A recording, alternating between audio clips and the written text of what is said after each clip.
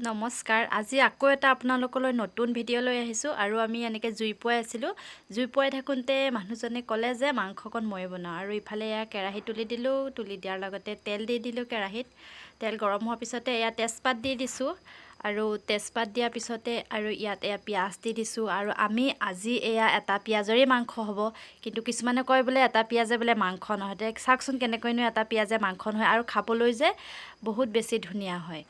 তাৰপিছতে এয়া পিঁয়াজখিনি আৰু তেজপাত একেলগে ভাজাৰ পিছত এয়া দি দিছোঁ মছলা আৰু ইয়াত আছে জিৰা ধনিয়া শুকান জলকীয়া জালুক এনেকৈ দিয়া হৈছে আৰু আমি কেঁচা মছলাটোৱে ব্যৱহাৰ কৰোঁ আমি পেকেট মছলা নাখাওঁ সেইবাবে আমি এনেকৈ নিজে ঘৰতে এনেকৈ পিচি পেলাই মানে হেৰি কৰিছোঁ কেঁচা মছলা গোটা মছলাটো আৰু এয়া তেলত ধুনীয়াকৈ দি পেলাই এয়া অকণমান সময় ভজা হৈছে আৰু আপোনালোকে যোনে যোনে মোৰ ভিডিঅ'টো চাই আছে ওপৰত মই লিংকটো দি দিছোঁ আপোনালোকে সকলোৱে ছাবস্ক্ৰাইব কৰিব আৰু লগতে ভাল লাগিলে লাইক এটাও কৰি দিব আৰু এয়া মছলাখিনিত মাংসখিনি দি দিছে এয়া আৰু এয়া হৈছে ব্ৰইলাৰ মাংস আৰু বিশেষ বেছিকৈ নহয় অকণমান কাৰণ আমাৰ মাংস খাবলৈ তেনেকুৱা কোনো মানুহ নাই আৰু আমাৰ এয়া বাপেক আৰু পুতেকেহে মাংস খাব সেইকাৰণে বেছিকৈ বনোৱাও নাই আৰু এয়া ধুনীয়াকৈ দিছে তাৰপিছতে এবাৰ মোৰ মানুহজনক দেখাই দিছোঁ দেই কোনে বনাইছে ৰান্ধনি আমাৰ এয়া দেই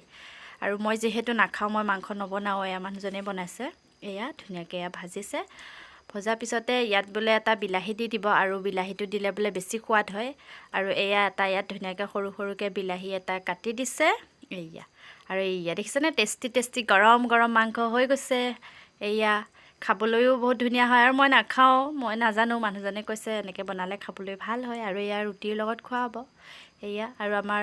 ল'ৰাইও বহুত ভাল পায় এনেকৈ খাই পেলাই আৰু আপোনালোকৰ যদি মোৰ ভিডিঅ'টো ভাল লাগে তেতিয়াহ'লে লাইক এটা কৰিব আজিলৈ আহিছোঁ গুড নাইট বাই বাই